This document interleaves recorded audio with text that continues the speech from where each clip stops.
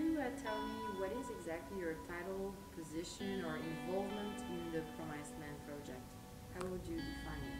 Well, I'm the European collaborator of the Promised Land project, and my involvement is to actually look at the links between Chatham, Kent abolitionists in the 19th century and British abolitionists in the 19th century, maybe before that, and to look at the nature of the links and to establish them, to look at archival work and to try and work with that. Okay. So the 19th century and the 18th century was marked by that, and the 19th century was marked by discussions about emancipation of slaves in British colonies and Britain's desire to promote it all over the world. So North America became the locus of what many British consider to be an unfinished business. Well, unfinished business also meant, from the British point of view, the shocking American independence and the dreaded consequences regarding political and economic measures taken by the new republic, meaning the United States.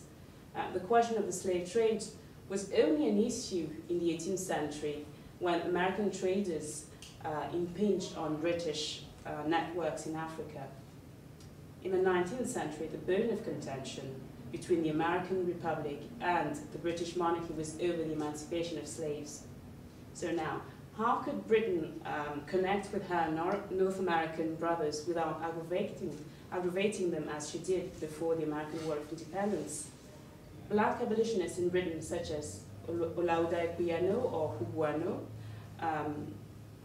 and generally speaking, those who are called Sons of Africa, have played a key role in the abolition in Britain. What would you say is the Promised Land to you? To me, oh wow.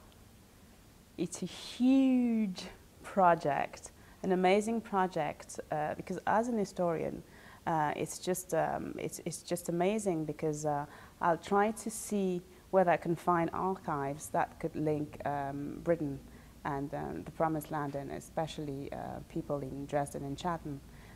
After 1812, Canada continued to encourage US slaves to move up north. Meanwhile, in Britain, the fight for emancipation of slaves living in British colonies came to an end with the Slave Emancipation Act. That was another argument Canada could use to promote black migration. But at the same time, it's a human adventure, really, because it's about stories, history, of course, but about stories of people, stories of struggle, pain, creativity, sisterhood, brotherhood, kinship. It's all about human beings, really. Okay. And who do you think are the key figures in that project? Historical key figures. Historical, there are a lot of them actually. You've got, of course, Josiah Henson. Scobell was appointed secretary of the Anti-Slavery Society from 1852 to 1842 to 52. His disagreement with Garrison's position turned into a lasting quarrel. Now, Scobell's links with Dawn settlements was through his encounter with Josiah Henson when he was touring the settlements in Canada. Scobell highly praised the British American Institute of Science and Industry, a vocational school opened by Henson, Hiram Wilson, and James Fuller in 1842. You've got Martin Delaney. You've got people such as William Whipper. I've learned about him recently. You've got, of course, Marianne Chadd Carey. Who else? The Chadd family, I should say. Well, these would be the key figures, but there are many more. What do you think is the promise of the Promised Land? Promise? Promise of delivering knowledge. Promise of producing material that could be used everywhere, whether be it in classrooms for students, for graduate students, for pupils as well, in museums, in the community. It's all about using a promise of finding things that could be used to empower people. Okay. Now, on a more personal level, how does this project relate to your personal history?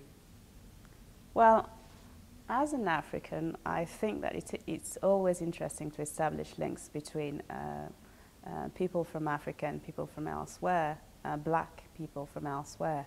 And in Canada is quite an interesting case, because usually when we talk about black history, so to speak, you think about America, you think about, from the French perspective, French former colonies, but basically you don't really think about Canada.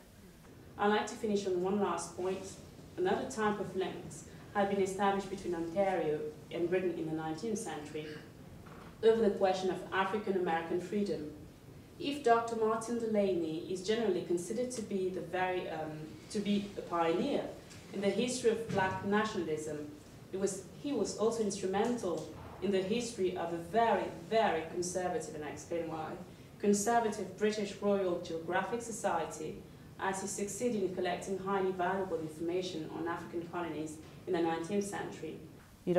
I didn't know before, or for a long time, that you had black Canadians, and it's fantastic to find out and to see how people have migrated, have been migrating. Mm-hmm. So at a personal level, it's linking, once again, establishing connections, and yeah.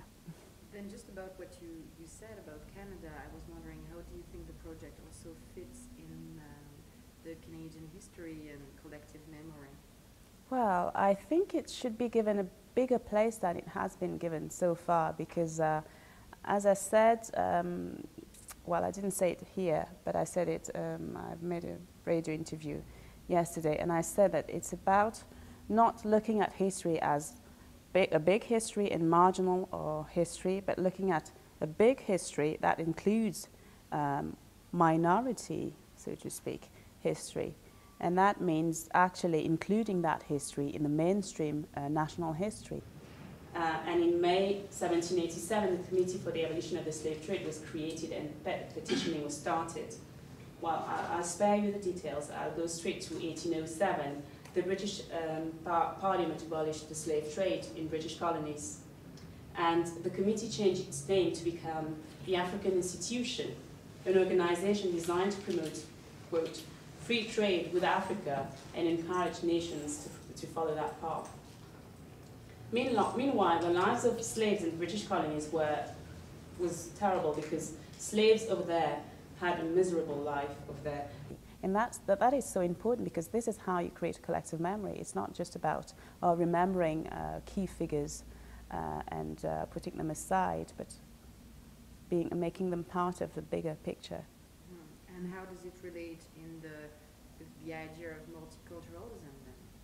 Well, I guess well, I found out as well a few years ago that Canada was a multicultural, how would you say, country.